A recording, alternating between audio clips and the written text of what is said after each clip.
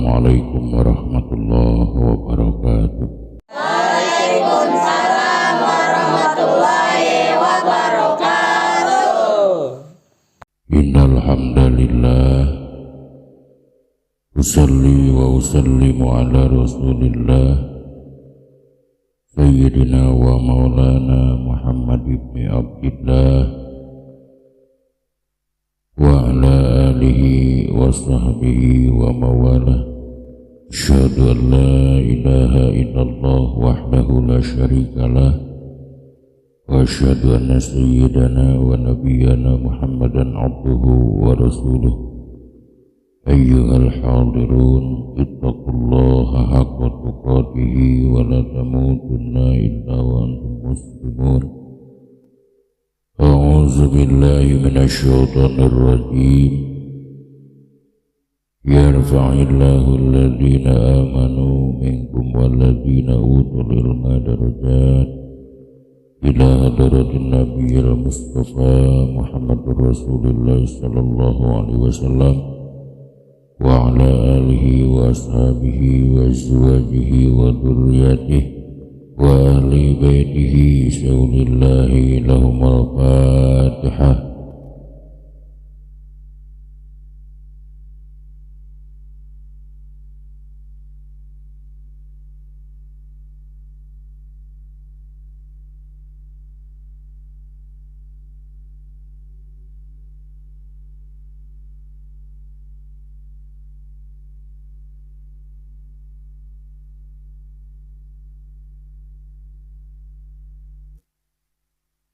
Wa ila arwahi abaina wa ummahatina wa ajdadina wa jaddatina wa masyayikhina wa masyayikhina khususan Mama Haji Muhammad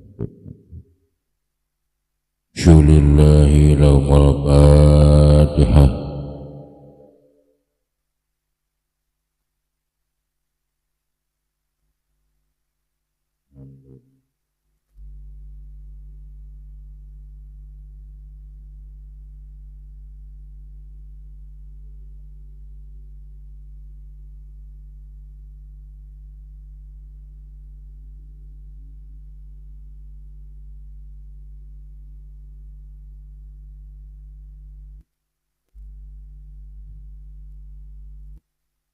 Wa ila muallifi hadal kitab ila hadrati syekh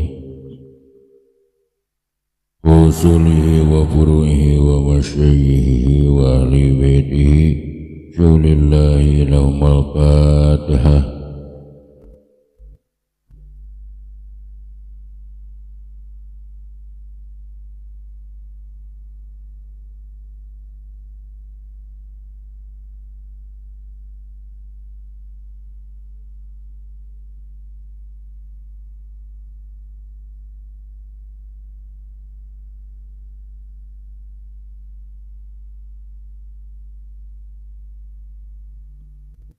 Allahumma salli ala sayyidina Muhammad. Allahumma salli wa sallim wa radiyallahu ta'ala kulli sadatina ashabi rasulillahi ajma'in amin. Alhamdulillahi rabbil alamin hamdan syakirin hamdan naimin hamdan yuafi ni'amahu wa yukafi mazidah. Ya Rabbana wa lakal hamdu kama yanbaghi li jalali wajhika karim azimi sultanika qadim. Allahumma salli ala sayyidina Muhammad salatan tunjina biha min jamil ahwali wal afat wa taqdilana biha jami'al hajat wa tutahhiruna biha min jami'is sayyiat wa tarfa'una biha indaka ala darajat wa tuballighuna biha astaghayyati min jamil khairat hirayati wa ma'ala mamat wa sallim tasliman katsira. Allahumma ighfir lahum warhamhum wa'afihim wa'fu anhum waj'alil jannata maswahum. Allahumma ajil fi qabrihim nura wa rahmata wa maghfiratan daimatan ila yaumil qiyamah. Allahumma jalil kuburahum rawdatan min riyadil jinan wa la taj'al kuburahum khufratan min khufari niran.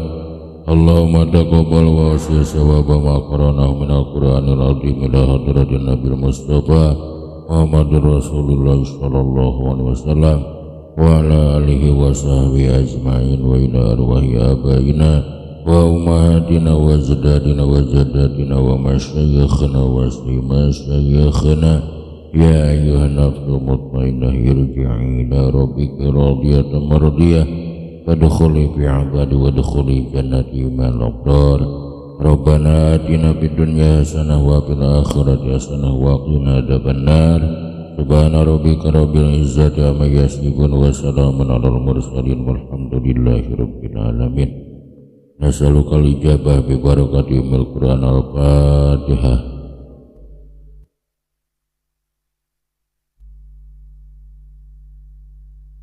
Bismillahirrahmanirrahim. Wa huwa ari Imam Ibnu Mu'ti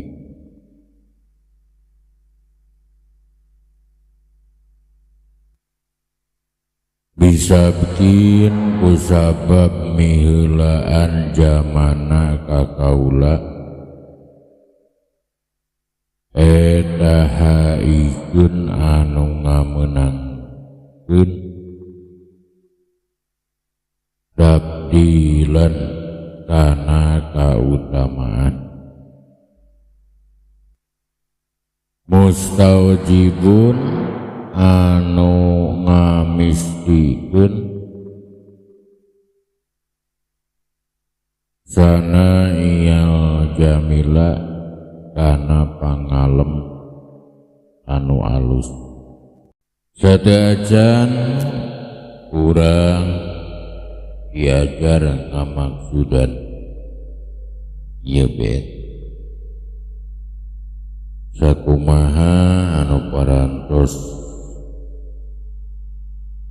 dibiasakeun ku urang diajar ngairobna eta bet wa huwa domirun munfasilun al wawu lil istinab wa huwa domirun munfasilun mubtadaun wa huwa wauna disebut wawu istinab huwa ngarupakeun domir munfasil anu i'robanana jadi mubtada bisa bikin jarun wa majrurun muta'allaqun biha izin al-a'ti bisa bikin ba'na harap jar sabkin majrur JR-na ku khopat awas khopatna ku kasroh anu dohir sabab isim mufrad muta'allaq ba nu ayatina lapad bisabkin nyaeta kana lapad haijun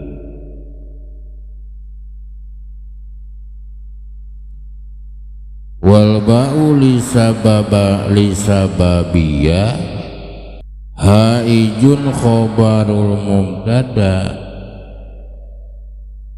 ba'na dihukuman ba sababiyah haijun tarkibanana jadi khobar mubtada jadi khobar tina lapad huwa tabdilan tarkibanana jadi maf'ul bih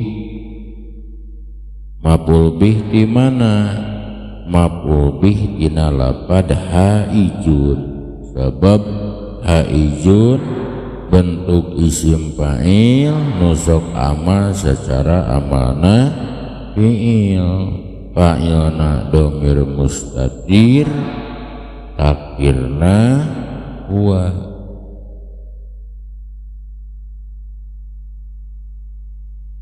mustaujibun khobarusani lihuwa lapad mustaujibun eta tarkibanana jadi khobar anu kadua tina lapad huwa. Mustaujibun eta anu ngamistikeun wa fa'iluhu dhamirun mustatirun fi ka'ina lapad mustaujibun sabab mustaujibun terbentuk kena isim fa'il dhamir mustatir jawaz takdirna lapad huwa. Sanaiya maf'ul bih kena lapad mustaujibun sanai mudhof wa ya'ul mutakallimi mudhofun ilaih. Jadi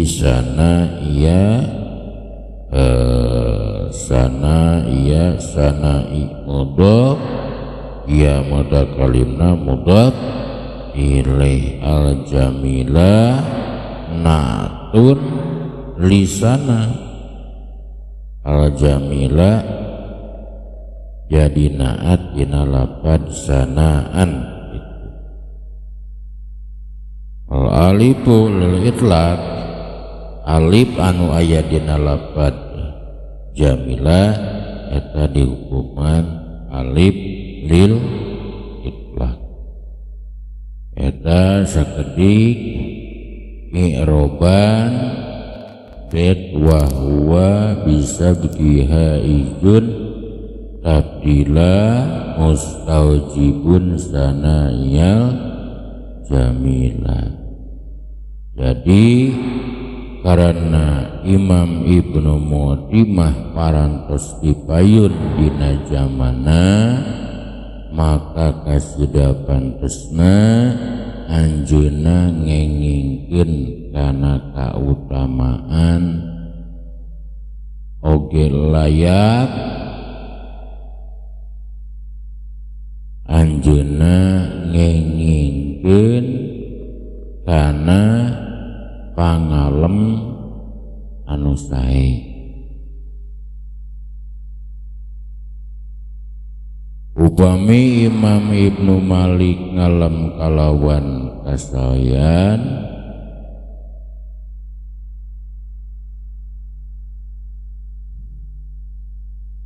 kana kitabna sareng kana sarirana Imam Ibnu Muti maka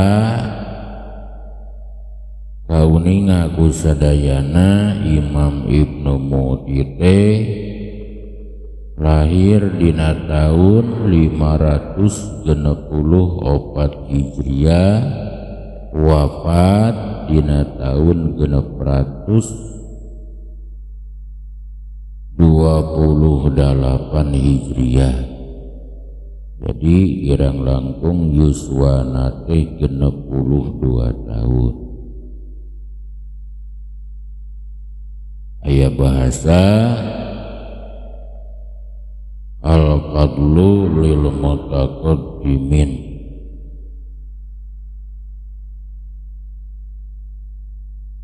kautamaan pikeun jalma-jalma anu diparayun. Jadi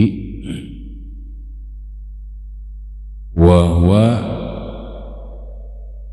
bisa bikin haijun tabdila mustaujibun sana'iyal jamila. Imam Ibnu Muti kusabab langkung dipayun dina zamana maka anjeunna kalintang layakna ngengingkeun tabdilan kautamaan. Mustaujibun sana'iyal jamila tur anu ngahak kana di alam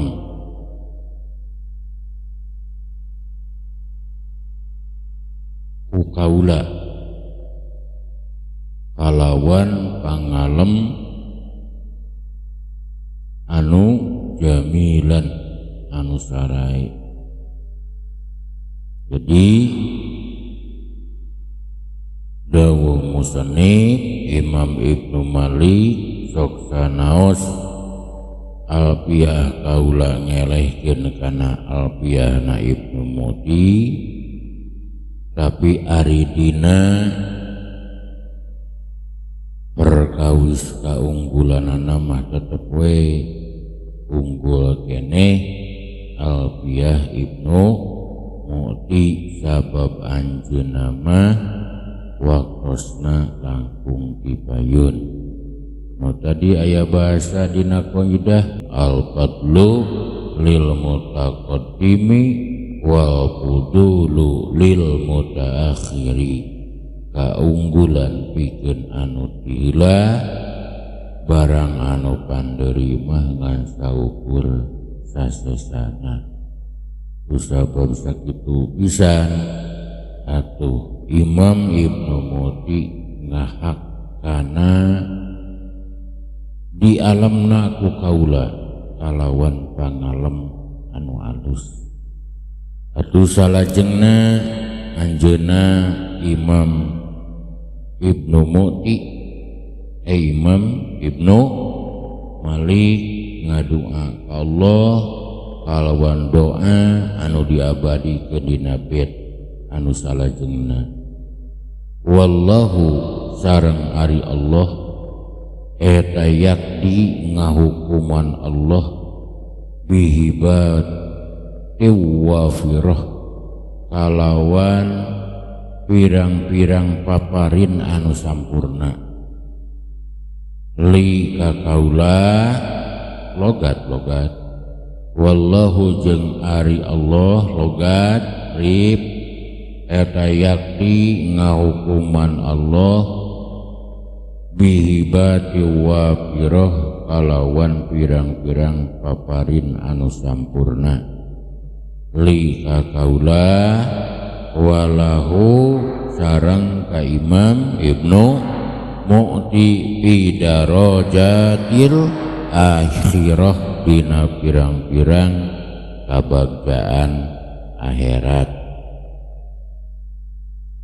Moga-moga saur musannif Imam Ibnu Malik Allah Subhanahu wa taala ngahukuman kalawan maparin nikmat sareng darajat anu sampurna ka kaula saur Imam Ibnu Malik oge ka Imam Ibnu Muti baik di alam dunia utamana jaga di alam akhirat.